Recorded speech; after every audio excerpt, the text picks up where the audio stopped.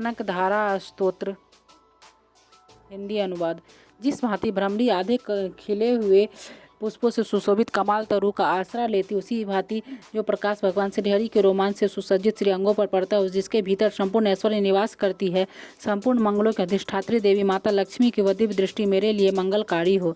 जिस प्रकार भ्रमरी महान कमल की पंखुड़ियों पर मंडराती रहती है, उसी प्रकार से जो भगवान श्रीहरि के मुखारविंद की ओर प्रेम पूर्वक जाती है तथा पुनः लज्जा के कारण लौट आती है, माता लक्ष्मी की वह मनोहर मुग्ध दृष्टिमाला मुझे धन संपत्ति प्रदान कीजिए। जो सभी देवताओं के अधिपति देवराज इंद्र के पद का वैभव विलास प्रदान करने में सक्षम है, मधुहताम भगवान श्रीहरि को भी अत्यधिक आनंद प्रदान करने वाली है तथा जो कि नील कमल के भीतरी भाग के समान मनोहर ज्ञात होती है, उन माता लक्ष्मी जी के अद्भुत नयनों की दृष्टि कुछ समय के लिए मुझ पर अवश्य पड़े।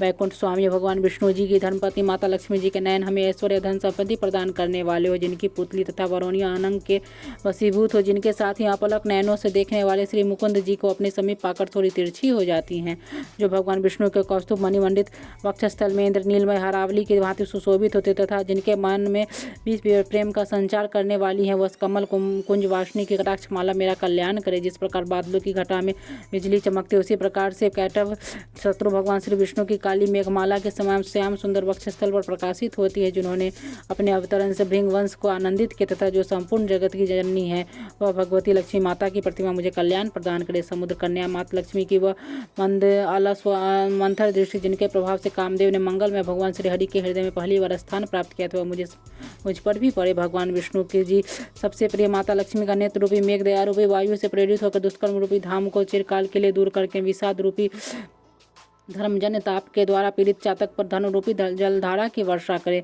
विशिष्ट बुद्धि वाले मनुष्य जिनके प्रति पात्र होकर जिस दया दृष्टि के प्रभाव से स्वर्ग के पद को आसानी से प्राप्त कर लेते हैं, पद्मासन माता लक्ष्मी की वह विकसित कमल के गर्भ के समान आपकी यह कांति में दृष्टि मुझे मनोवांछित फल प्रदान करे। जो सृष्टि लीला के समय वाग देवता के रूप में विराजमान होते तथा प्रलय लीला के समय में शाकंभरी अथवा चंद्रशेखर वल्लभा पार्वती के रूप में विराजमान होती है, संपूर्ण जगत के एकमात्र पिता भगवान श्री विष्णु जी की उन नित्य यौवना प्रिय श्री लक्ष्मी जी को नमस्कार है। हे शुभ कर्मों का फल देने वाली माता लक्ष्मी, श्रुति के रूप में आपको प्रणाम है। रमणीय गुणों के सिंधु रूपारती के रूप में आपको नमस्कार है।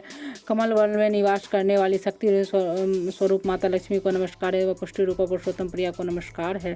कमल वदना माता लक्ष्मी को नमस्कार है। क्षीर सिंधु सभ्यता श्री देवी को नमस्कार है।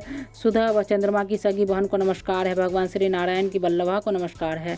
कमल के समान नयनों वाली माता लक्ष्मी, आपके चरणों में किए गए प्रणाम संपत्ति प्रदान करने वाले, संपूर्ण इंद्रियों का आनंद प्रदान करने वाले, साम्राज्य देने में सक्षम तथा संपूर्ण पापों को कर लेने के लिए हमेशा उद्यत है, वे सदा मुझे अवलंबन प्रदान करें। जिनकी कृपा कटाक्ष के लिए गए उपासना उपासक के लिए संपूर्ण मनोरथ तथा धन संपत्ति का विस्तार करती है। भगवान श्री हरि को हृदयेश्वरी माता लक्ष्मी का मैं मन, वाणी तथा शरीर से भजता हूँ। हे भगवती महालक्ष्मी, आप कमल वन में निवास करने वाली हो। आपके हाथों में नीला कमल सुशोभित है। आप अत्यंत उज्ज्वल वस्त्र गंध व माला से सुसज्जित हैं। आपकी झांकी बड़ी ही मनोरम है, सुकून प्रदान करने वाली है। त्रिभुवन का ऐश्वर्य प्रदान करने वाली देवी, मुझ पर आप प्रसन्न हो जाइए। हे बड़े दिग्गजों के द्वारा स्वर्ण कलश से गिराए गए आकाश गंगा के समान निर्मल एवं मनोहर से जिनके से अंगों का अभिषेक संपादित होता है, संपूर्ण लोकों के पालन करता भगवान विष्णु की गृहिणी व क्षीर सागर की पुत्री माता लक्ष्मी को मैं प्रातःकाल नमस्कार करता हूँ।